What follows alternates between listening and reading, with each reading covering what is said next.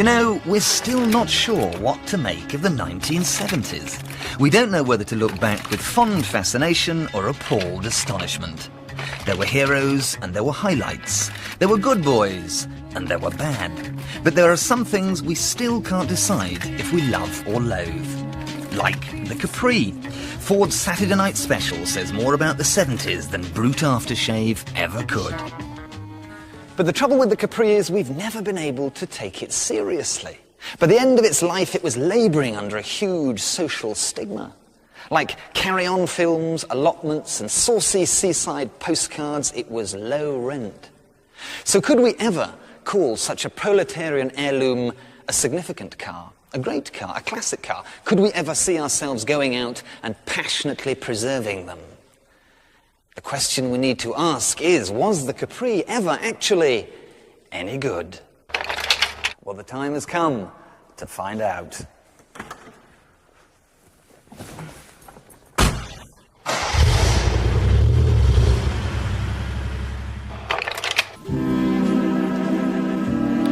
You could say that the Capri story begins all the way back in the demob days of 1945, when thousands of victorious soldiers returned heroically home from the Second World War to claim their conjugal rights.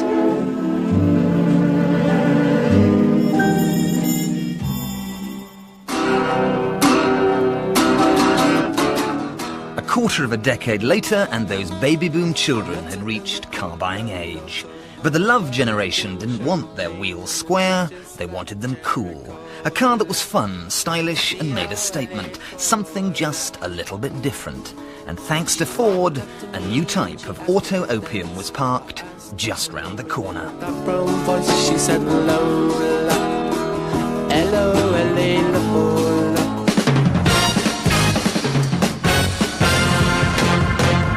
By the end of the 60s, the Ford Motor Company was on a massive high, winning Grand Prix, Indianapolis and Le Mans, plus rallies by the score.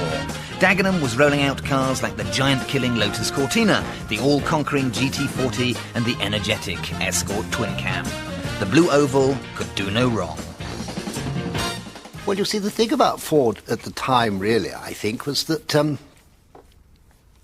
we had two kinds of reputations. We had reputation for jolly good value for money, good reliability, trust to Ford and that kind of thing. And then we had this searing reputation on the tracks. And there was a desire to have a sports car, and they weren't yet getting something like it onto the roads. But in America, they had the million-selling Mustang, the perfect blueprint for a European personality car. Ford even codenamed their glam new coupe Colt. I think we were aiming at ourselves. I mean, young, enthusiast people who want to have a sports car or something nice to drive around instead of being, let's say, a typical family car. I think that we wanted, obviously, in Europe to have something like the Mustang. I mean, that was, everybody, I remember at my age at the time, was dreaming from a Mustang.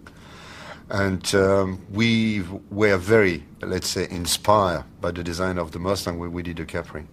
We wanted to give the car a certain dynamism. We wanted to give a design, something that was moving, and try to give it a quite simple silhouette, but something, very dynamic.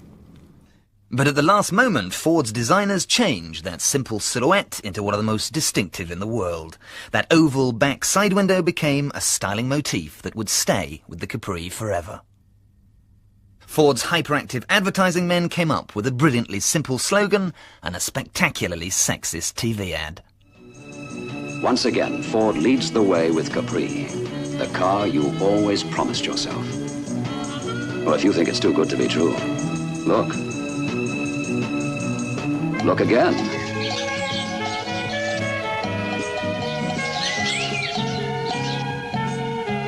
Go ahead.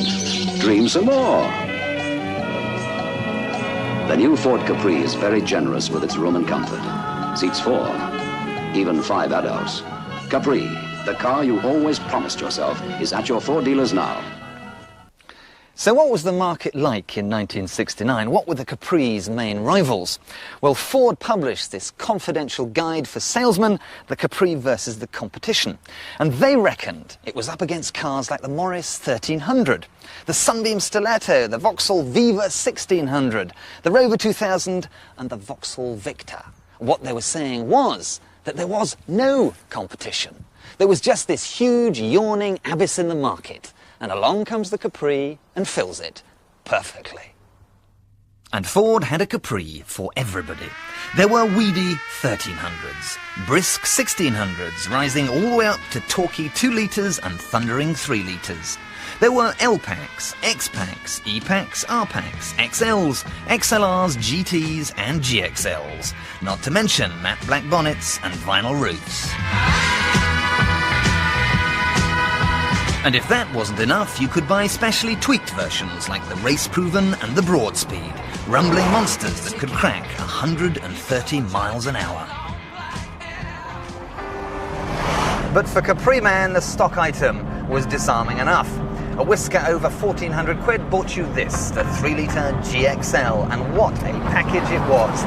You got a 3-litre V6 cast iron lump, more clocks than Switzerland, double headlamps, alloy wheels, bucket seats, centre console.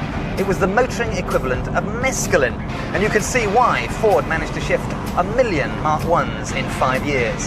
And even after it went out of production in '74, the Mark I was still best for boy racers, and some boys took their racing very seriously indeed.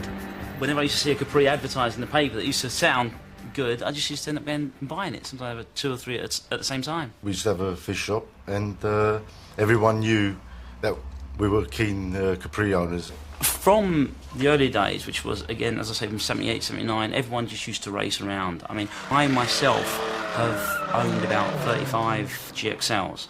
And when I used to sell them on, they always used to end up in the North London area. So all my mates used to drive around in them, and there was just sort of chaotic racing everywhere, sort of disregard for sort of speed limits, for traffic lights, for anything. Sometimes we'd be working at the counter on a busy day, 2 or 3 cars would come outside revving, cars would take the overall off, get in his car, I'd carry on working at the shop, he would go out there and give him a hiding and come back to the shop. And there was a section of the North Circular Road that everyone used to go to from the lights and race. It was about just over a quarter of a mile stretch. And we used to race from the lights up to the bridge, where everyone from the petrol station we used to meet at used to wait over the bridge to watch the winner come underneath. I mean, that was used to get up to about 150 cars turn up there on a Friday night, and that used to be sort of organised racing but illegal. I mean, police were there a lot of the time, but they just couldn't catch anyone, basically. 90% of the Capris that used to go around never used to have insurance, tax, MOT, not even on their names, and they used to run riot. I mean, in the end, they just had to break it up every Friday night. The police just used to go there in van loads, and as people used to turn up, they used to just turn them away, and that's how it all stopped. When Ford bought out the Mark II in '74 with its opening rear hatch, they were hoping to woo some family men and company car drivers. Mind you, they continued to smear on the sex with a trowel, and the Capri was still cast as a philanderer's car. The Mark II was even more photogenic, with cleaner cut lines, a new bonnet bulge, alloys, chin spoiler, flush door handles and a large helping of attitude. The Capri had testosterone to burn.